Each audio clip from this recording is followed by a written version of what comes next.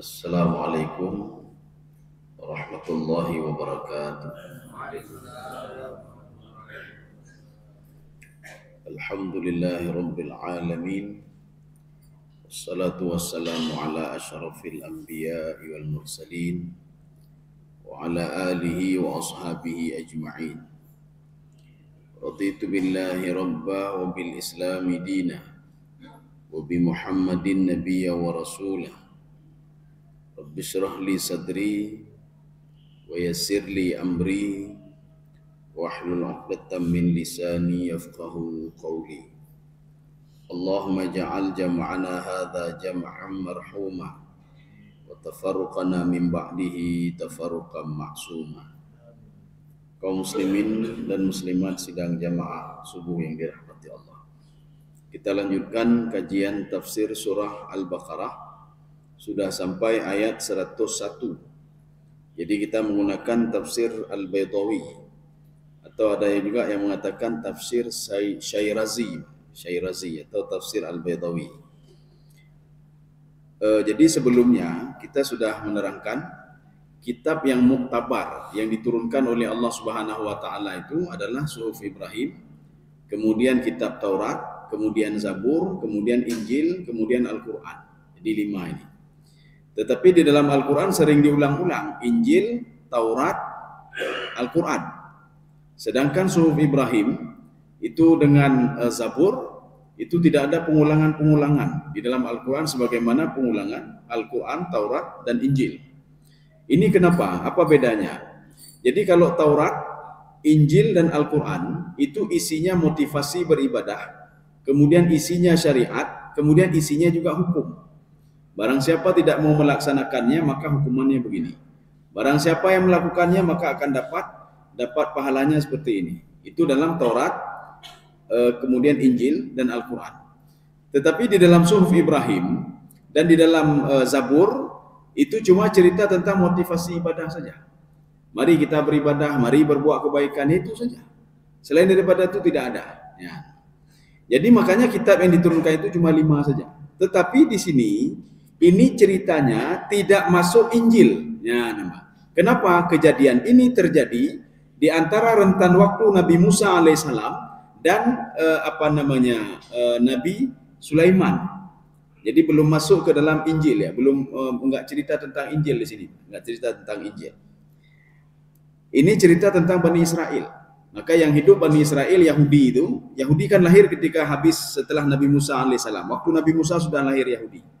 Jadi cerita Yahudi, bagaimana sifat Yahudi ketika mereka itu menerima Taurat.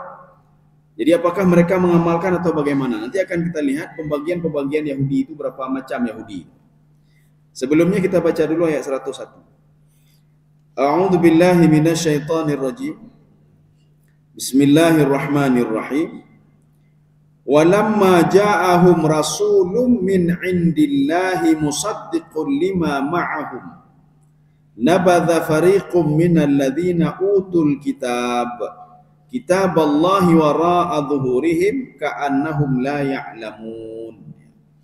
Ini karena panjang sekali, kita potong-potong saja dulu. Walamma ja'ahum rasulun. Ya, itu saja dulu. Ya, coba dan setelah datang kepada mereka seorang rasul. Ya, seorang rasul. Siapa itu? Itu Nabi Muhammad SAW. Jadi makanya kita ada beberapa simbol di dalam Al-Quran. Kalau di dalam Al-Quran disebutkan Ar-Rasul, apakah menggunakan alif lam atau tidak menggunakan alif lam? Itu tidak ada lain, itu Nabi Muhammad SAW. Ya, walamma ja'ahum rasul, ketika datang Nabi Muhammad. Ya, ketika datang Nabi Muhammad SAW. Ada juga ayat lain juga. Ini ada simbol dalam Al-Quran supaya kita mudah mencerna. Ada an-nabi. Jadi bukan dalam bentuk jamak tapi mufrad. Ini juga untuk Nabi Muhammad SAW. Ya ayuhan nabi. Walaupun di dalam terjemahan diterjemahkan wahai nabi. Sebagian orang memprediksikan kalau ini adalah nabi-nabi selain Nabi Muhammad. Tidak, itu khusus untuk Nabi Muhammad SAW. Begitu juga rasul. Kalau disebutkan mufrad, disebutkan satu, tidak ada lain itu Nabi Muhammad.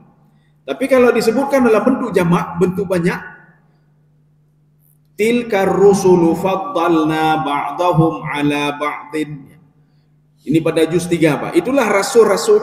Nah, itu masuk semuanya, masuk semua rasul. Tapi kalau dalam bentuk mufrad satu, itu tidak ada lain, itu Nabi Muhammad sallallahu alaihi wasallam. Walamma ja'ahum rasulun.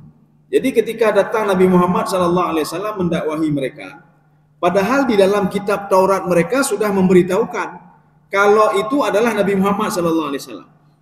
Di dalam kitab Injil sudah memberitahukan kalau nanti yang datang terakhir itu adalah Nabi Muhammad sallallahu alaihi wasallam.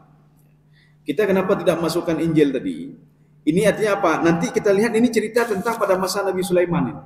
Bagaimana mereka menentang, ya menentang. Itu kan belum turun Injil lagi. Bagaimana mereka menentang kitab Taurat mereka sendiri. Jadi bukan Injil. Walaupun Injil itu turunnya untuk Bani Israel juga. Taurat itu untuk Bani Israel, bukan untuk Yahudi. Bukan untuk Yahudi Taurat itu. Taurat untuk Bani Israel.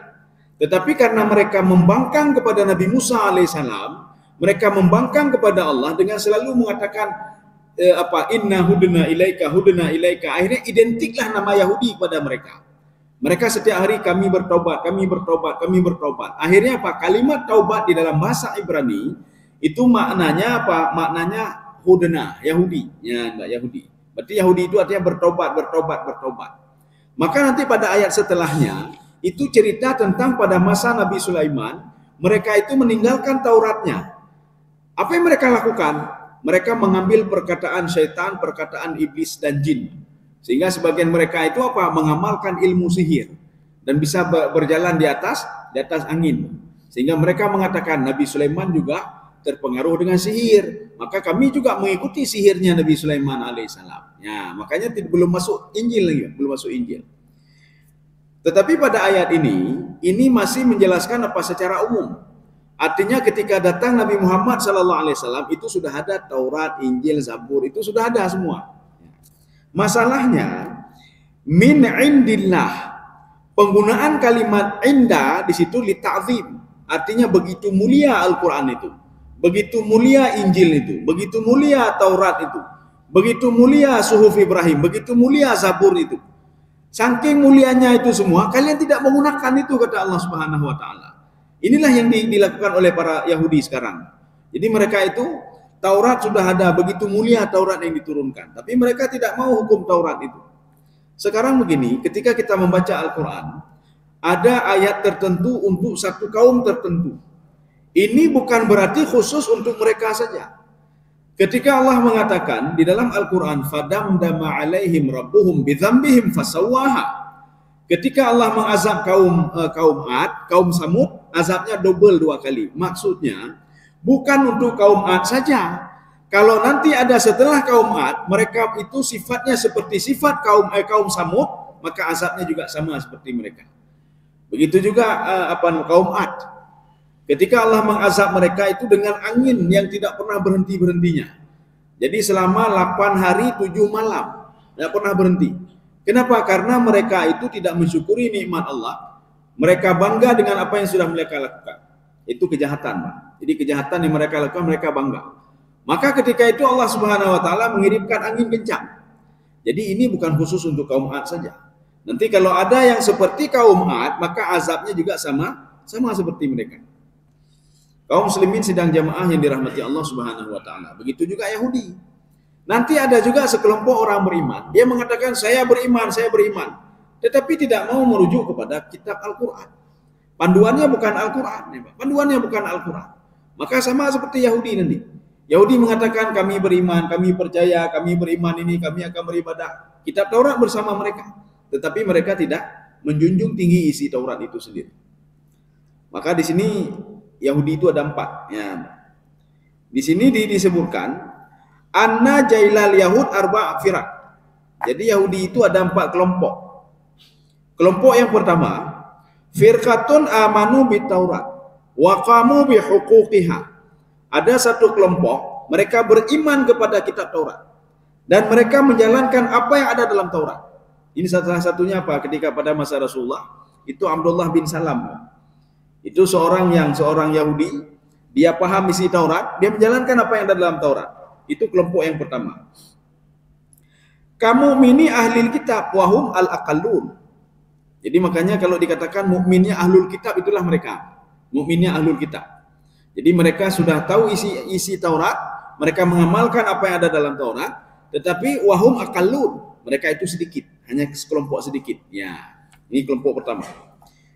Kelompok yang kedua, wa firqatun jaharu binabdhi uhudiha. Jadi ada satu kelompok yang menutup-nutupi. Ya, dia menutup-nutupi diri. Dia tahu itu isi Taurat, dia tahu isi isi Taurat itu, tapi dia tutup-tutupi diri. Binabdhi uhudiha. Dengan apa cara? Dengan menutup tidak mau tahu apa yang ada dalam Taurat. Seperti kita ada Al-Quran, tidak mau tahu kalau itu haram, ala bek toto tak dengan Quran. Kalau dekat sekali dengan Al-Quran, susah juga hidup kita. Ini tidak boleh, ini tidak boleh, itu tidak boleh. Ya. Ini kelompok kedua. Kelompok yang kedua ini, kenapa dia lakukan tamarudan wa fusukan? Karena dia fasik dan membangkang. Maka kalau kita hubungkan dengan orang-orang Muslim, dia punya Al-Quran, dia tahu isi Quran itu. Dia tahu ini haram, ini halal, tapi dia tidak mau, dia sembunyikan hal itu. Allah hetat terpikir. Kalau kita dekat selalu dengan Quran makin susah. Ya, ini kelompok kedua. Rupanya kelompok ini ada juga sama Yahudi rupanya. Mereka tahu isi Taurat, tetapi ditutup-tutupinya. Ini kelompok kedua. Kelompok yang ketiga, firqatun lam yujahiru. Kelompok ini tidak secara nyata-nyata dia menyebutkan saya tahu isi ini, tapi dia bodoh, dia tidak tahu apa-apa. Sama seperti kelompok dia bangga dengan Quran, tapi tidak tahu isi Al-Qurannya. Saya ini Al-Quran, saya begini, tapi tidak tahu dia isi Quran, tidak tahu. Kenapa? Lijuhlihim, karena kebodohan mereka sendiri. Karena bodoh.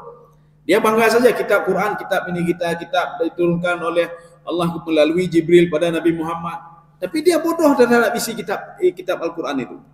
Kalau ini cerita tentang Taurat. Wahum aktsarun. Itu yang lebih banyak. Nah, jadi makanya ada orang kalau kita lihat itu, dia bangga dengan Tauratnya, itu banyak. Tapi dia tidak tahu apa isi Taurat itu. Seorang mukmin yang dia bangga dengan Al-Quran itu banyak. Tetapi dia tidak tahu isi Quran itu apa. Nah, itu pula atau Quran memang. Yang jelas dia bangga Al-Quran itu adalah sebagai kiblat. Al-Quran sebagai barometer. Al-Quran itu diturunkan oleh Allah melalui Jibril pada Nabi Muhammad SAW. Kitab yang mulia, dia tahu betul itu. Tapi tidak tahu isinya. Ya, sama kelompok ini juga. Isinya dia tidak tahu. Ini kelompok ini lebih banyak. Kemudian ada yang ketiga, yang keempat. Wa firqatun tamassaku biha zahiran wa nabadhuha khufiyah. Dia secara zahir dia pegang Taurat. Secara zahir dia pegang Al-Quran. Dia bangga dengan Al-Quran. Tetapi apa? Dia sembunyikan di belakang punggungnya. Maksudnya apa? Ini sebuah makna kinayah. Dia cuma pegang-pegang saja. Tetapi apa? Dia kalau ada hukum atau apa disembunyikan di belakangnya, Pak. Tidak mau tahu dia. Dia bangga dengan Quran itu saja. Dia bangga dengan Taurat itu saja. Nah, inilah empat kelompok Yahudi. Ya. Ada kelompok yang malim, ada kelompok yang bodoh, ada kelompok yang dia berpegang teguh, tetapi dia sembunyikan. Kemudian ada juga kelompok yang tidak tahu apa-apa. Kelompok bodoh kan? Kelompok bodoh. Kelompok bodoh ini memang nggak tahu dia. Dia ngomong-ngomong saja, tetapi apa? Dia sembunyikan lagi karena kebodohannya. Sekarang kita lanjut. Padahal kata Allah, musaddiqul lima ma'ahu. Ya, coba disambung lagi. Membenarkan apa dan guru kitab yang ada pada mereka. Iya, sudah. Jadi Allah mengatakan alasannya kenapa dulu kata Allah. Kenapa kalian benci ke Nabi Muhammad? Kenapa benci ke Muhammad? Maka kalau kita merujuk ke dalam beberapa literatur tasawuf, kebencian itu muncul gara-gara dengki. Makanya kalau seorang sudah dengki sama orang lain, siapa saja, maka dia akan kebencian muncul, kemudian sifat lain juga muncul, semua muncul. Kalau dengki itu sudah ada. Makanya Yahudi ini karena dengki pada Nabi Muhammad SAW tidak setuju kalau keturunan Nabi terakhir itu berasal dari keturunan Nabi Ismail. Mereka tidak setuju.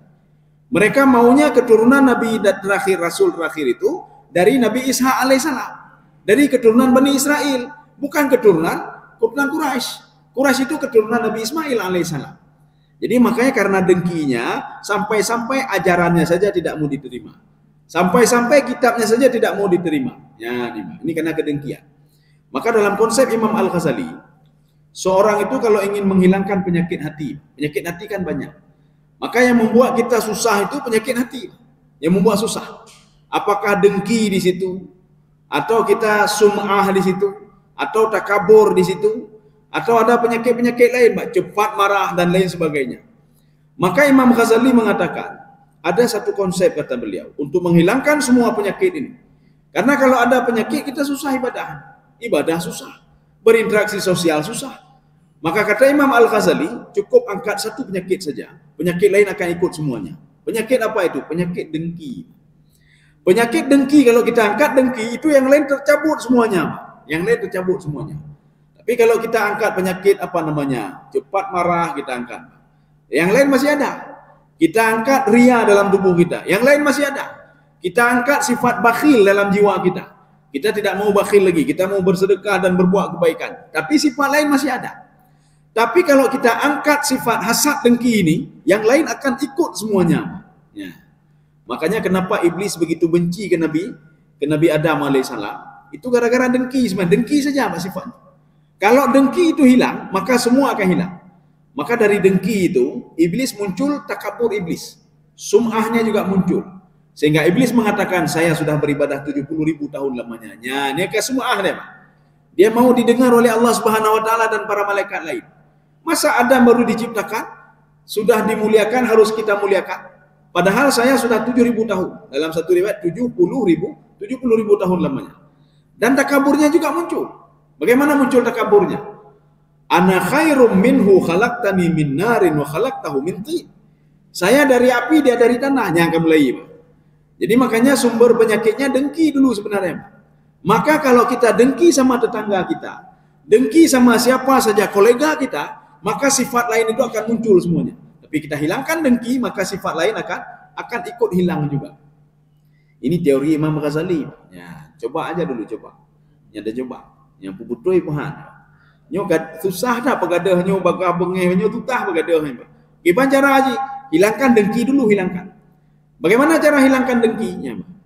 Jadi ada di dalam Al-Qur'an itu, ala bi dzikrillah tatmainnul qulub. Ala itu kalau di dalam kajian ilmu nahwu, dalam kajian ilmu nahwu ini namanya imtina'u lil wujud ya, Pak. Jadi harfun imtina' lil wujud. Arti harfun imtina' lil wujud, kalian tidak bisa mendapatkan ketenangan jiwa dengan cara apapun. Apakah dengan jabatan kalian, dengan harta kalian, dengan anak kalian, tidak bisa. Kecuali apa? Illa bidzikrillah. Kecuali dengan zikir kepada Allah. Jadi makanya untuk bisa membahagiakan dua ini caranya berbeda-beda. Membahagiakan tubuh, bagaimana caranya? Penuhilah segala keinginan tubuh. Jadi tubuh ini ingin apa? Ingin mobil mewah. Beli mobil mewah untuk tubuh. Tenang dia, Pak. Tenang dia tubuh ini. Ketika tubuh ini bergejolak, ya, ketika dia mau pep, kasih duit sama dia. Diam dia, Pak. Tubuh ini diam. Ya, tubuh ini diam. Ketika tubuh ini bergejolak, kasih jabatan sama dia. Tubuh ini diam dia tubuh ini. Artinya makanannya sudah terpenuhi. Tetapi ketika jiwa ini bergejolak, hana pun tak jabatan, Pak. Enggak cukup kita berikan jabatan, nak mau dia tenang jiwa ini, Pak. Kita berikan duit, nak tenang juga jiwa ini, Pak. Dekatkan dia dengan Allah Subhanahu Wa Taala. Bagaimana caranya? Berzikirlah, bacalah Al-Quran, patuhilah perintah Allah. Ini jiwa yang bergejolak tadi dia akan tenang kembali. Jadi makanya seorang itu ketika dia habis berzikir, dia duduk astagfirullah, tenang kembali jiwanya, Pak. Ya. Kenapa? Sudah ditenangkan oleh zikir tadi. Tetapi beda dengan tubuh tadi. Maka nggak sama cara menenangkan jiwa dengan menenangkan tubuh, nggak sama. Karena kata Imam Sawi, itu manusia terdiri dari dua komponen. Komponen zahir, komponen batin. Kenapa seseorang itu sudah ingkar kepada Allah? Lijtima'i bainar ruh wal jasad. Karena roh dan jasad itu sudah menyatu, maka ketika itu dia lalai timbang tubuh. Ya, Pak. Sibuk dia dengan tubuhnya, Dia lupa dengan rohnya. Karena sibuk dengan tubuhnya, dia hanya memenuhi kebutuhan tubuhnya saja. Dia tanya sama tubuhnya, "Bu mohon, baju baru, tengok lum blau. Besok saya beli baju baru." "Mohon apa?" "Cincin emas, besok saya beli."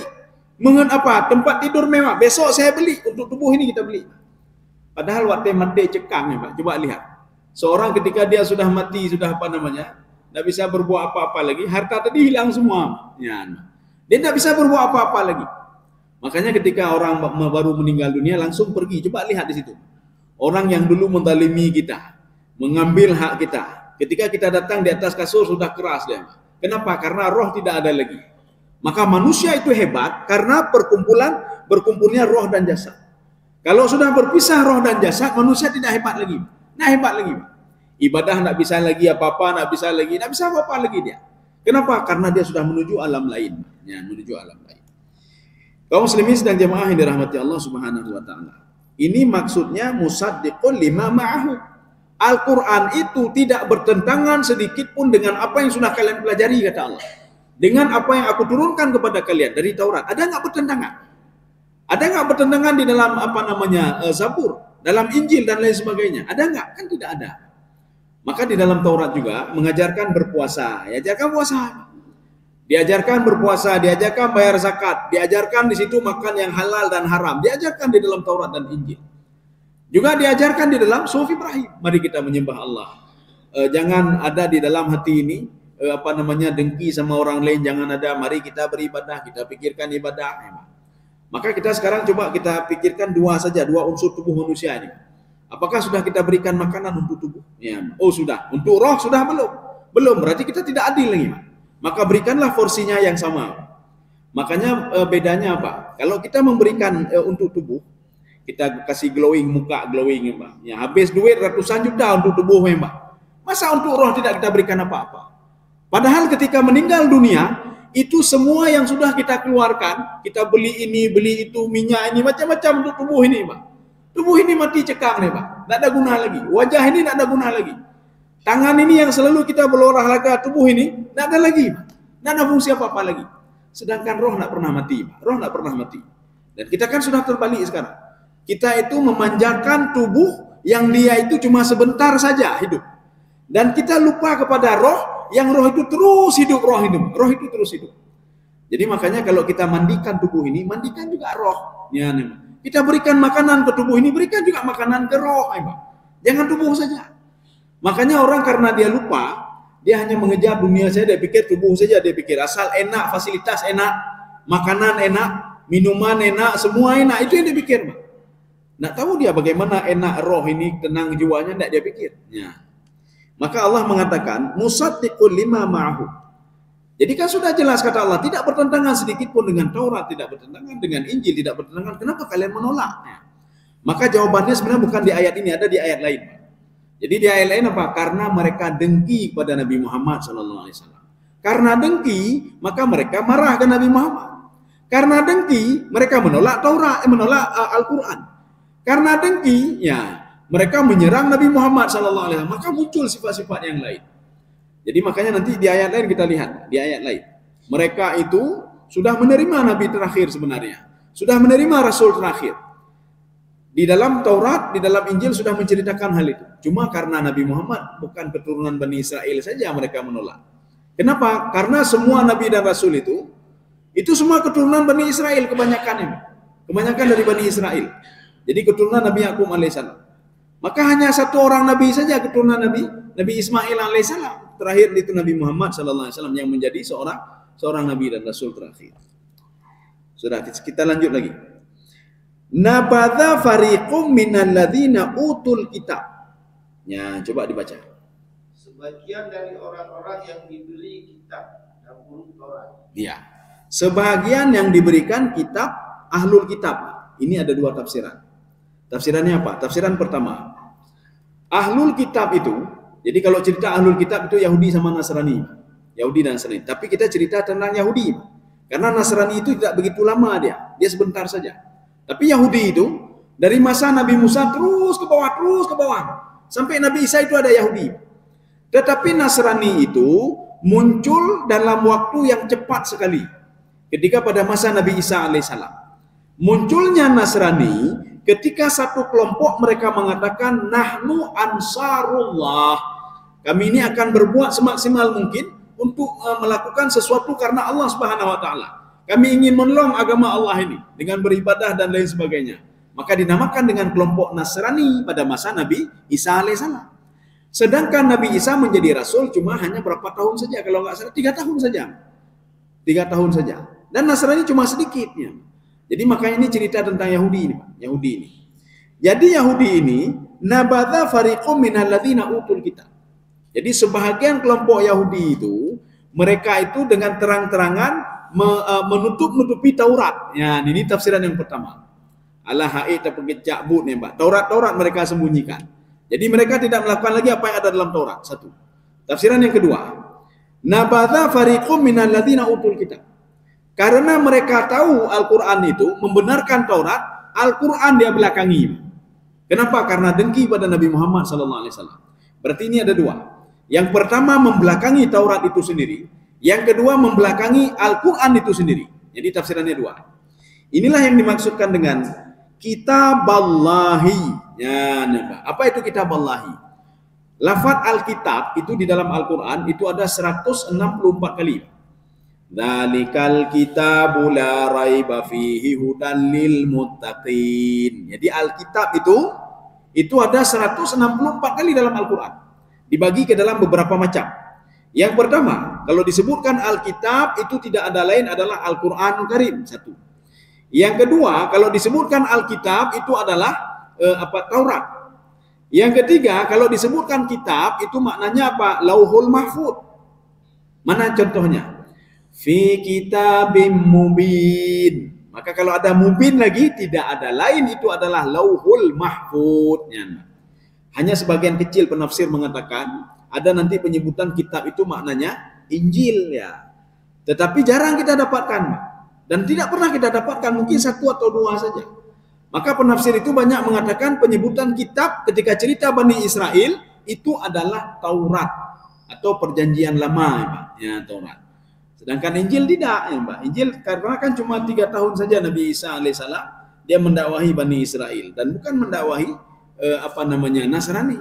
Maka Nabi Isa itu bukan rasul untuk rasul Nasrani, tidak, rasulan ila Bani Israel, untuk Bani Israel. Kitaballahi wara'a dhuhurihim. Jadi kitab Allah itu, maka kan ada dua tadi, Pak. Yang pertama apa? Taurat. Taurat itu mereka jadikan di belakang mereka. Ini sebuah makna kinayah. Kinayah itu bukan makna sebenarnya. Kalau contoh begini, bukan makna sebenarnya, Pak. Dia panjang tangan dia. Ya maksud panjang tangan kan panjang jaro tibelah, Pak. Kon. Dia cabak jaro cok tagopnya, Pak. Si fulan itu panjang tangan dia. Artinya apa? Suka mencuri punya orang lain.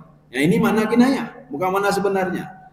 Si fulan itu begini-begini, ya makna kinayah. Besar kepala dia, keraya oleh kon, Pak. Si fulan besar kepala, keraya oleh. Ini begitu juga. Alkitab itu diletakkan wara'a dhuhurihim, di belakang punggung mereka. Maknanya mereka tidak mau menjalankan isi Taurat.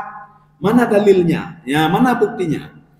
Di dalam Taurat sudah jelas-jelas dikatakan ini halal, ini haram, onta halal. Ya, mereka merubah isi Taurat dengan mengucapkan onta haram.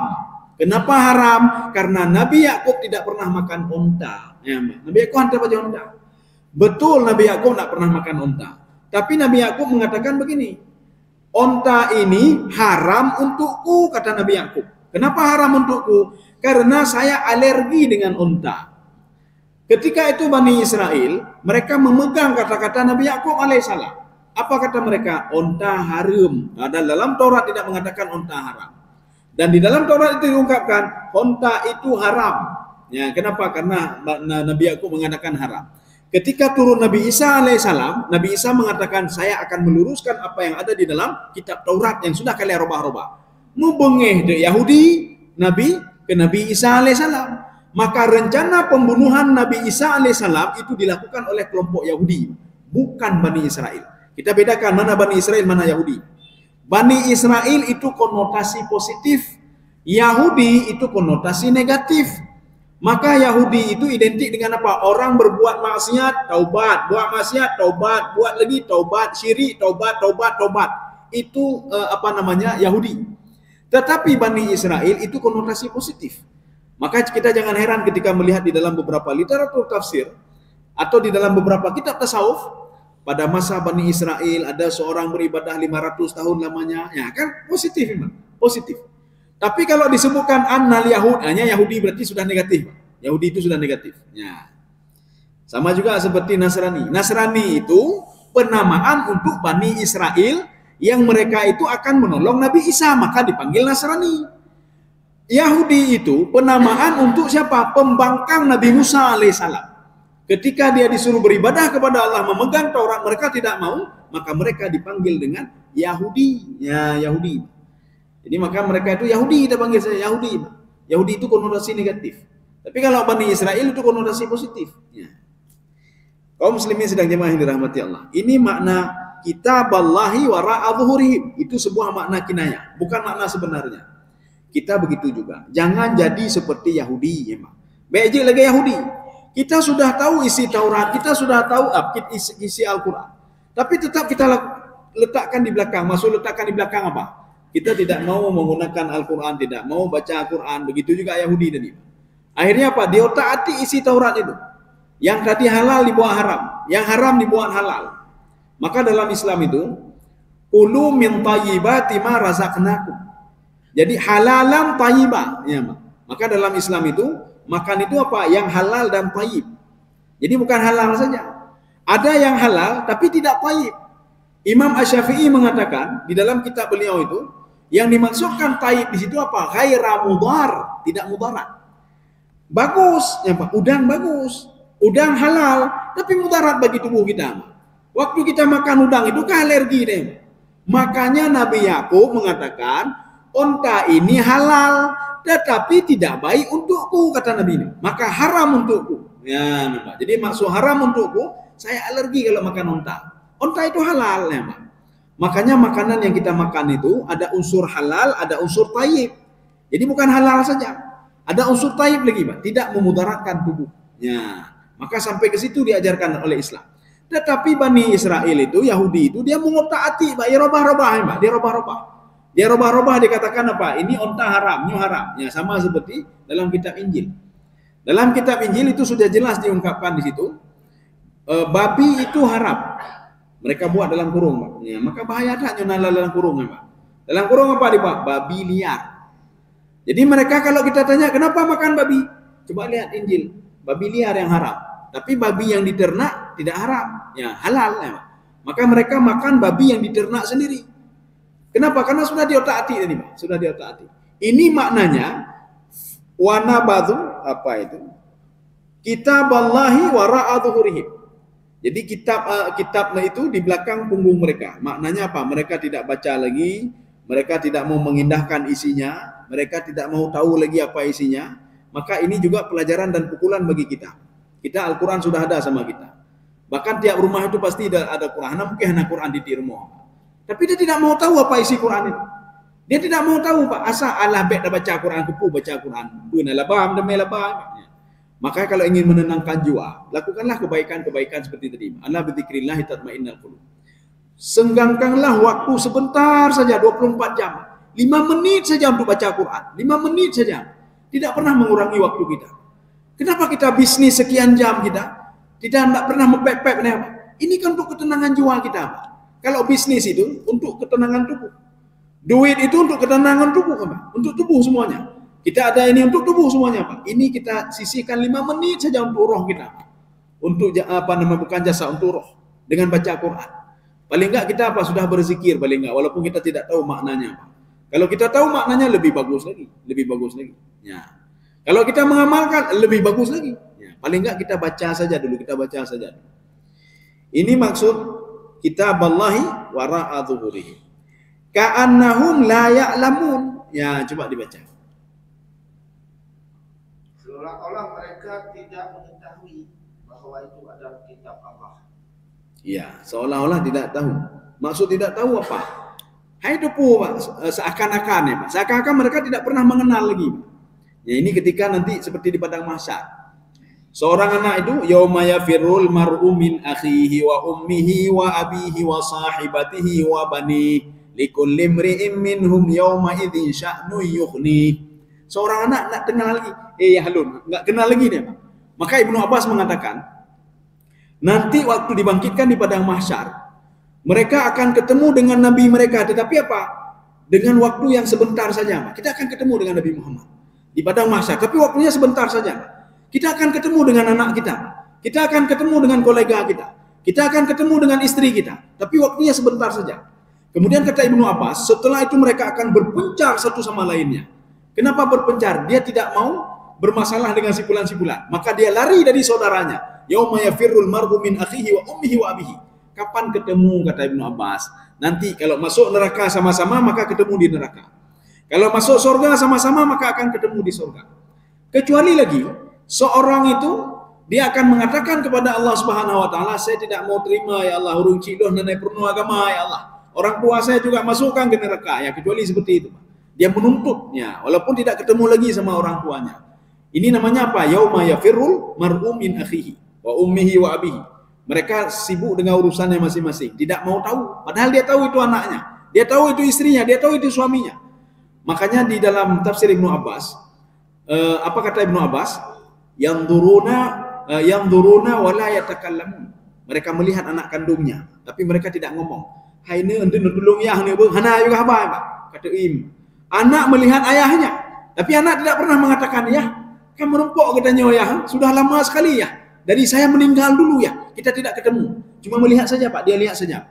Setelah itu kata Ibnu Abbas, mereka akan terpencar satu sama lainnya, maka anak nggak tahu lagi, dah kemana nggak tahu lagi, kecuali nanti kalau dia masuk neraka ketemu dalam neraka, atau dia masuk ke dalam surga ketemu dalam surga, atau diizinkan oleh Allah Subhanahu Wa Taala untuk berdialog.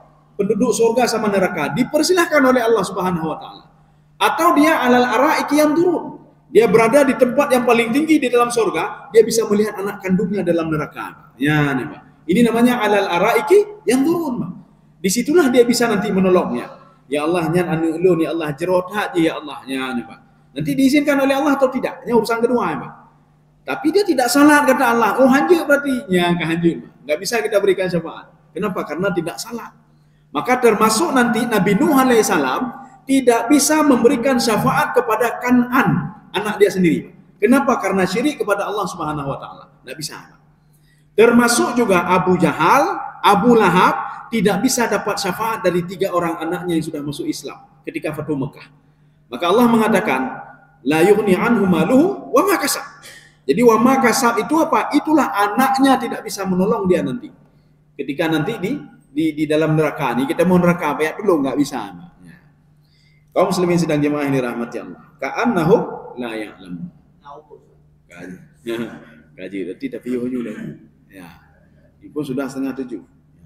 Jadi katib mungkin ada kegiatan-kegiatan lain. Ya. Jadi insyaallah pertemuan nanti selanjutnya itu kita lanjut dari mana asal sihir itu. Ya. Dari mana asal sihir? Padahal dalam Taurat itu sudah mengatakan sihir itu tidak benar. Di dalam apa namanya? Makanya nanti ini tidak masuk Injil di sini tidak. Ini ceritanya tentang Taurat. Ya, makanya tadi ketika kita ngomong tadi, ini sebenarnya ini cerita tentang Taurat yang mereka membangkang dari Taurat dan menjadikan Taurat itu di belakang punggung mereka. Dan mereka itu lebih mengedepankan setan, iblis dan jin. Sehingga disitulah nanti muncul sihir. Ya, akan mulai muncul sihir pada masa Nabi Sulaiman alaihissalam. Sehingga ketika Nabi Sulaiman berjalan di atas angin, mereka mengatakan ini sihir, ini sihir. Disitulah motivasi mereka untuk belajar sihir. Yahudi itu, belajar sihir. Sehingga apa? Ketika mereka belajar sihir, Taurat tidak mereka pelajari lagi. Ya. Nanti insya Allah pertemuan selanjutnya. Mudah-mudahan ada manfaat bagi tuan dan jemaah sekalian. Subhanakallah bihamdika, asyhadu an la ilaha illa anta, astaghfiruka wa atubu ilaik. Assalamualaikum warahmatullahi wabarakatuh.